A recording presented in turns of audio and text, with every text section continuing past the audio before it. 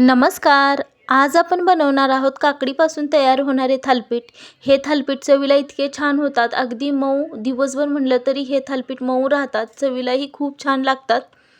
सध्या पावसाळा चालू आहे. उन्हाळ्यात आपण काकडी आवडीने खातो, पण पावसाळ्यात एवढ्या आवडीने आपण काकडी खात नाही. तर अशा वेळी काकडीचीच फ्लेवरचे आपण थालीपीठ तयार करणार आहोत. तर इथे मी लहान मोठ्या आकाराच्या 4 काकड्या घेतलेल्या आहे. तर काकड्याच्या सुरुवातीला वरचे आणि खालचा देठाचा भाग कापून घेणार आहोत आणि तिथे फेस येईपर्यंत आपण हे घासून घेणार आहोत. असे केल्यामुळे आपल्या काकडीचा कडवटपणा पूर्ण निघून जातो आणि देठ धरताना देखील जरा जास्त मोठा असा धरूनच आपण इथे कापणार आहोत.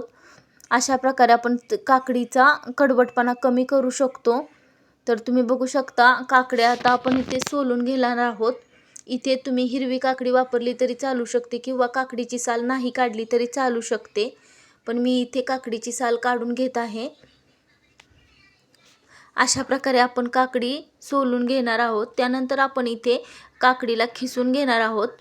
तर इथे तुम्ही तुमच्या आवडीनुसार कमी किंवा जास्त काकड्या वापरू शकता. माझ्याजवळ 4 होत्या, तेवढे मी घेतलेले आहेत. तर इथे आपण नॉर्मल जी खिसणी असते ना, त्या खिसणीने सर्व काकड्या खिसून घेणार आहोत. तुम्ही इथे मोठ्या दाताची जी खिसणी असते त्याने जरी खिसून घेतले तरी चालू शकतंय. इथे थालीपीठ बनवण्यासाठी आपण एक्स्ट्रा पाण्याचा बिलकुल वापर करणार नाही. काकडीच्या पाण्यात आणि काकडीच्या रसातच आपण हे थालीपीठ तयार करणार आहोत. त्यामुळे काकडीची चव आपल्या थालीपीठला इतकी येते की इतकं छान फ्लेवर येतो ना, खूप छान. आणि काकडीलाही त्याची वेगळी चव असते. त्यामुळे हे थालीपीठ खायला खूप छान लागतात आणि फ्लेवरफुल बनतात. एक्स्ट्रा फ्लेवरची काही गरज लागत नाही. तर बघू शकता आपण सर्व काकड्या खिसून घेतलेल्या आहेत. अशा प्रकारे याच्यापेक्षा जाड खिसणी असेल तर खूप तरी देखील चालू शकते. तर सर्वात अगोदर आपण इथे एक वाटण करणार आहोत. इथे आपण फ्रेश वाटण करणार आहोत. तर इथे मी 4 ते 5 हिरवी मिरची घेतलेली आहे. त्यानंतर एक 8 ते 10 लसणाच्या पाकळ्या आणि भरपूर अशी कोथिंबीर घेतलेली आहे. हिरवीगार फ्रेश कोथिंबीर देखील आहे. आणि त्यानंतर 1 चमचा भरून इतकं जिरं आणि थोडंसं चवीनुसार मीठ ॲड करून घेणार आहोत. इथे आपण बिना पाणी घालता मिश्रण वाटून घेणार आहोत. खूप बारीक देखील करायची नाही, मध्यम जाडसर असेल तरीही चालू शकते. त्यानंतर इथे आपण मिक्स पिठाचा वापर करून थालीपीठ तयार करणार आहोत. तर त्यासाठी मी इथे 1 वाटी गव्हाचे पीठ, अर्धा वाटी ज्वारीचे पीठ, अर्धा वाटी चण्याचे पीठ आणि 2 ते 3 चमचे इतके तांदळाचे पीठ घेतलेले आहे.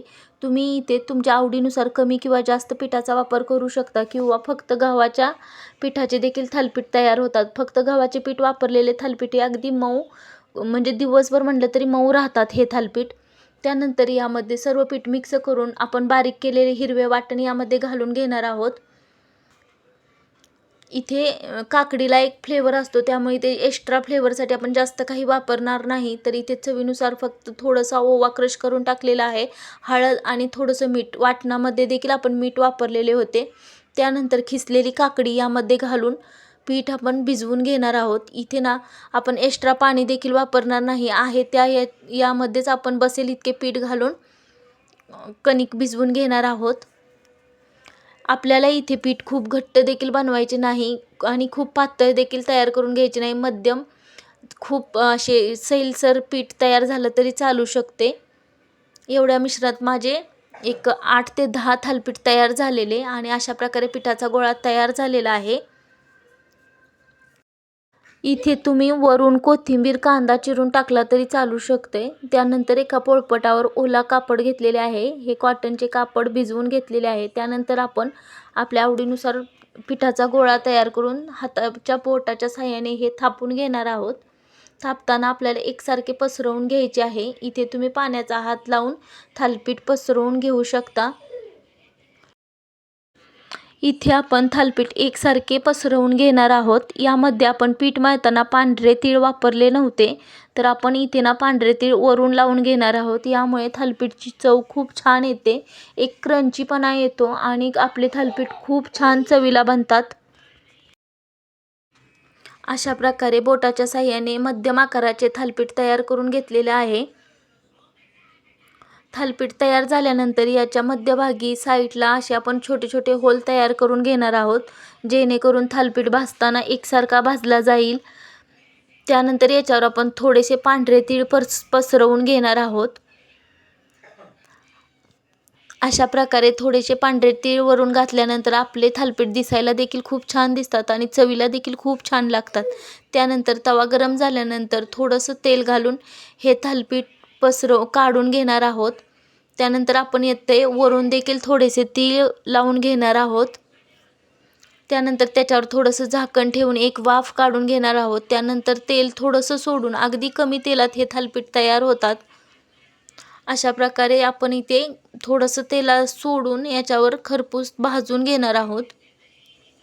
तुम्ही इथे तेलाऐवजी तूप वापरले तरी चालू शकते किंवा बटर वापरले तरी चालू शकतात किंवा तुम्ही इथे कमीत कमी तेलात हे थालीपीठ तयार करू शकता.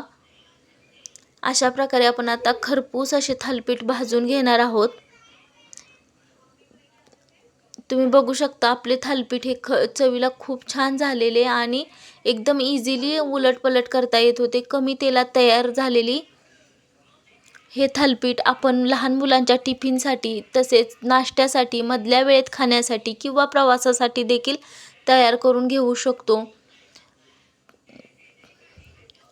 इथे ना काकडीला एक वेगळा फ्लेवर असतो, त्यामुळे इथे आपल्याला एक्स्ट्रा असे फ्लेवरफुल जिन्नस वापरायची काही गरज नाही. अगदी साध्या सोप्या पद्धतीने देखील हे थालीपीठ खूप छान चवीला तयार होतात. तुम्ही बघू शकता आपले एवढ्या पिठामध्ये माझे 8 ते 10 थालीपीठ तयार झाले आणि हे थालीपीठ दिवसभर म्हणेल तरीही असे सॉफ्ट राहतात, अगदी कडक वगैरे होत नाही. चवीलाही खूप छान लागतात.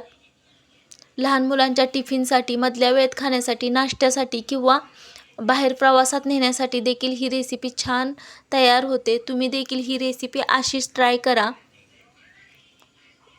तुम्हाला ही रेसिपी कशी वाटली? आवडल्यास लाईक, शेअर अँड सबस्क्राईब असे छान छान व्हिडिओ पाहण्यासाठी माझ्या चॅनलला सबस्क्राईब करा. तुम्ही देखील ही रेसिपी ट्राय करा. थालीपीठ बघू शकता किती छान तयार झालेले आहेत आपले थालीपीठ. हे थालीपीठ आपण दह्यासोबत, टमॅटो केचपसोबत, हिरव्या चटणीसोबत, कशासोबत देखील खाऊ शकतो किंवा चहासोबत देखील खूप छान लागतात.